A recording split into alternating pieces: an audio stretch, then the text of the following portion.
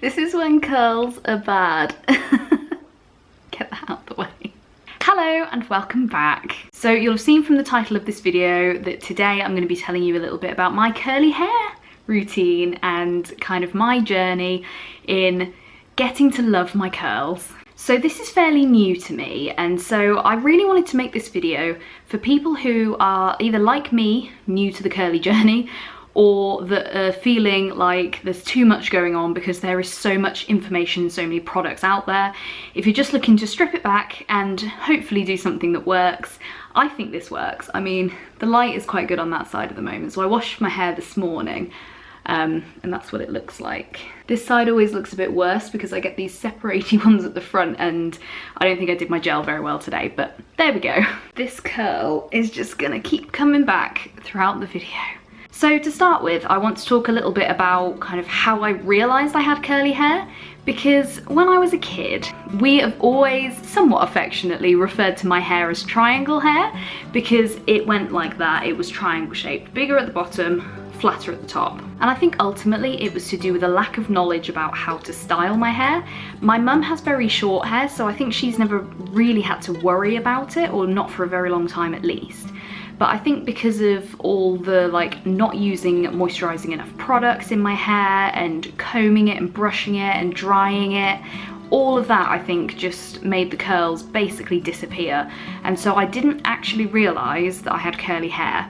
There's actually a photo that I took from when I was growing my hair out. So I did have quite a short haircut when I was about 17, 18, 19, that kind of area.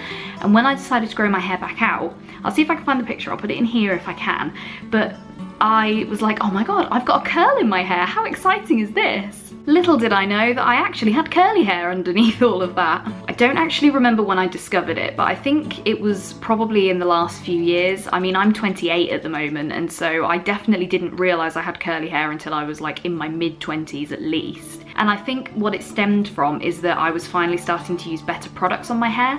So historically I would just use kind of whatever. And then obviously at some point I realised that my hair was very dry and needed more moisture. And so obviously when my hair was then being more moisturised, the curls started to come out. Earlier this year I decided that my hair looked really nice after I'd washed it and it was curly. So I guess that was kind of the point when I decided that I was going to start a curly journey. That sounds really cringy, but just trying to figure out how to have my curls so that they look good and that I'm happy with them. I've straightened my hair most days since I was probably 12, and so deciding to actually have it curly sometimes was quite a big step. So the first thing that I did is that I would go out with my hair curly the day that I washed it. My biggest issue was that when I slept on it in the morning it would be here, there and everywhere and just look terrible and all the curls would fall out. Spoiler alert, there's a way that you can sort of avoid that. And then I was refreshing the curls the next day just with some water and literally just my hands under the tap and doing that just to refresh the curls, and that was fine most of the time. But now I do have some products that I specifically use, and I have to say that actually a lot of this is just kind of stuff that I had already. I haven't necessarily bought that much stuff that's specifically for curls because I'm very conscious that I want to use up what I've got, and I don't need loads of products. I would say I have one, maybe two kind of hero products, and other than that I can use pretty much anything and my curls still look good. I feel like they still look a bit damp, and that is something to say. It is currently 3:45. I washed my hair at about 8 o'clock this morning, so that was what, eight hours ago, and it does still look very wet, and it's not as though there's a crunchy cast or anything which can make it look wet. So I'm now going to tell you about the products that I used when I washed my hair this morning, so you can see, as I said, the definition on this side in particular is looking pretty good. On this side, I don't know why it never looks as good on this side, whether it's just because I've got more hair or what, but you can see there is definitely some definition. So I've got this S shape up here, but I do actually have some curls and some waves, I suppose. And I also get halo frizz really badly, which is when you get a general frizz all around. So it's not too bad at the moment, but it does get worse as time goes on. Also, you can see I've got this little bit here that doesn't really know what it's doing. I don't have the patience to do finger rolling, which is quite a popular method. So I just do what I do, it looks how it looks, and it is what it is. I'm too lazy to do anything else with it. and that is worth mentioning actually, is that I feel like there's a difference between going curly and going straight, which is that when I'm straightening my hair, it's something that I have to do every day before I go out, just to get the ends and if there's like pokey out bits or whatever. Whereas with curls, I feel like you put all the effort in on wash day, and then you kind of don't really have to do that much afterwards. So there's swings and roundabouts as to how much effort is involved. It's just that I would say with straightening, it's more ongoing, whereas with curls, for me, I do it all on the day, and then I might do a tiny little touch up, but nothing other than that. So the products that I used this morning, the first product is a specific curly hair product, and I have bought it since doing curly stuff. The only reason I bought it for $1.99 in a discount like toiletries cosmetic shop. Otherwise, I would just be using my normal shampoo, which at the moment is a Groom little shampoo bar. Obviously it's not made for moisturising, but I find that moisturising shampoos don't make that much of a difference to me. For me, it's more about the conditioner. But the shampoo that I've used today is from Naughty, and it's called Wave Hello.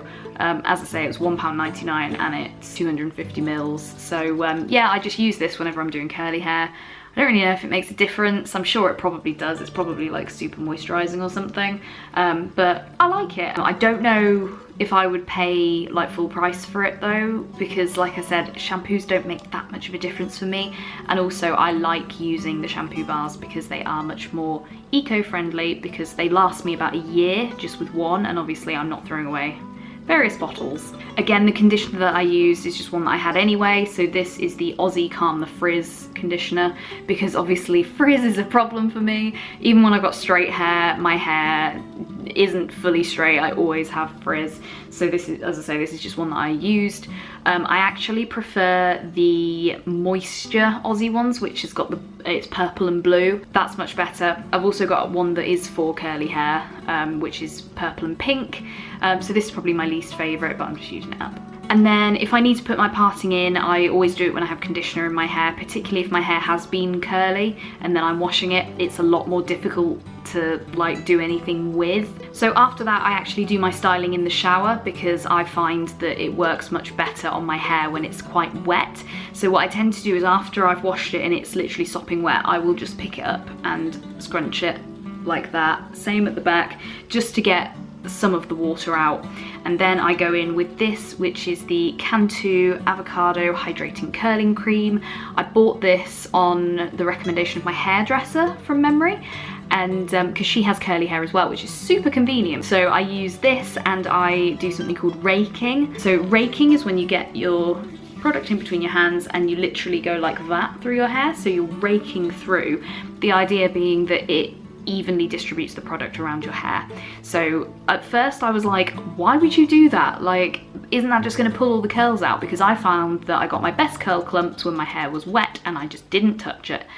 But that really is the best way of doing it. So I rake it through and then I go in with my gel. So gel has changed my life. As I said, I get halo frizz and the gel really helps to keep that down. So if I could only have one styling product for my hair, it would be a gel. The one that I'm using is this one, so it's another Naughty one. It's called Hey Curl Scrunching Jelly for curly and wavy hair.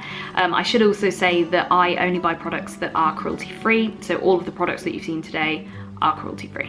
So once I'm done with the curl cream, I will then squeeze some of this in, and again I rake it through the hair just to make sure that it's fully covered. But then I've heard a couple of terms for the next thing that I do, either praying hands or glazing, which is where you get your hands flat, go like that and pull down. So again, my first thoughts was, why would you do that? That's going to ruin the curl pattern.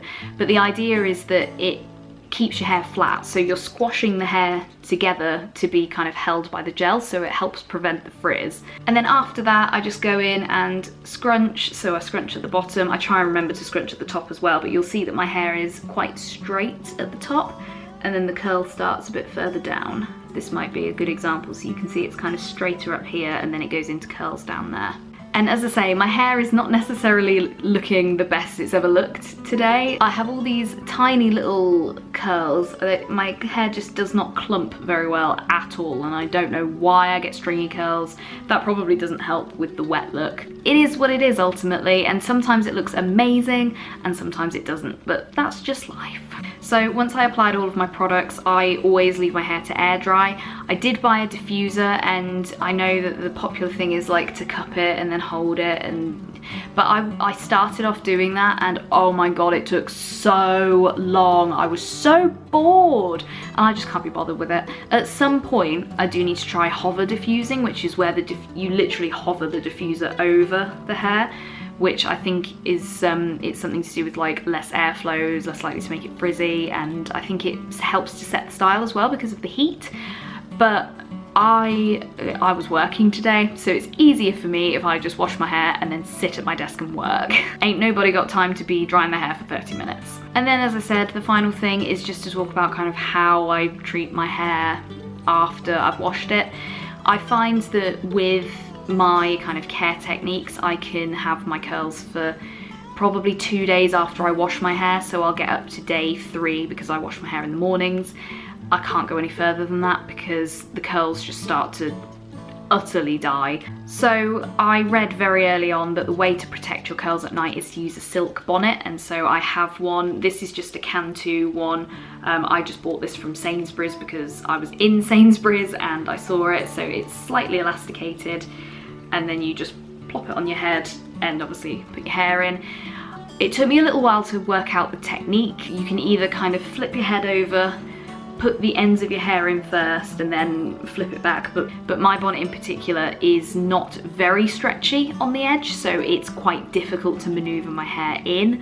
So I have also tried, I bought like a soft scrunchie and tried to put my hair on top of my head and then put the bonnet on top. That worked a bit better, but the problem is my hair is not that long, particularly when it's curly. So I did manage to get like the top half of my hair on top of my head, but the bottom half was still hanging out, which sort of defeats the object. What I have found works reasonably well is actually clipping my hair on top of my head. And then what I also do, because my silk bonnet is quite big so my hair doesn't fill it, the problem that I have is that the hair moves around within the bonnet in the night. Who'd have thought you have this many problems trying to deal with curly hair at night? Anyway, rant over, but basically what I do now is when the bonnet's on my head, I actually gather a little bit of it up and clip the bonnet so that there's like a little tail on top, but it just means that it's tighter to my head so my hair is not going everywhere. I realised that in hindsight this sounds like a lot of information, but actually I really feel like this is a low maintenance hairstyle. Like I said, there's stuff that I do on wash day, and I confess that my gelling was not very good today. The back of my hair feels very soft and unruly. You can just about see it starting to come out here. And that's the other thing, is that it's not an exact science, but equally, like I say, I am only like 3 months into this, so I'm still learning. And I'm very grateful to the ladies on Instagram that I follow because they have given me some great tips. I will link, I think she's called Tootie Curls, in the description because she has very curly hair and she works in the curly hair industry and she's based in the UK, so she has just been a godsend for me in particular. So thank you to her, but thank you to everybody who is a curly hair influencer because I've probably seen your stuff. I am by no means an expert. As I say, it's just kind of documenting something that's been important in my life recently, and I have been quite enjoying like seeing all the different products and the different techniques and everything. So I just wanted to share that with you guys, and like I said, if there's anyone out there who is new to curly hair like I am, or feeling overwhelmed and just feeling the need to strip everything back, then hopefully this has been helpful, and otherwise, thanks for getting to the end and I hope you found it interesting. I am definitely not like a beauty influencer or anything, but I did recently do a video where I said the same thing because I was talking about my post-inflammatory erythema slash hyperpigmentation. So if you want to see that video, then I will link it here for you. Don't forget to press my face to subscribe. Thank you so much for watching, and I will see you in the next one. Bye!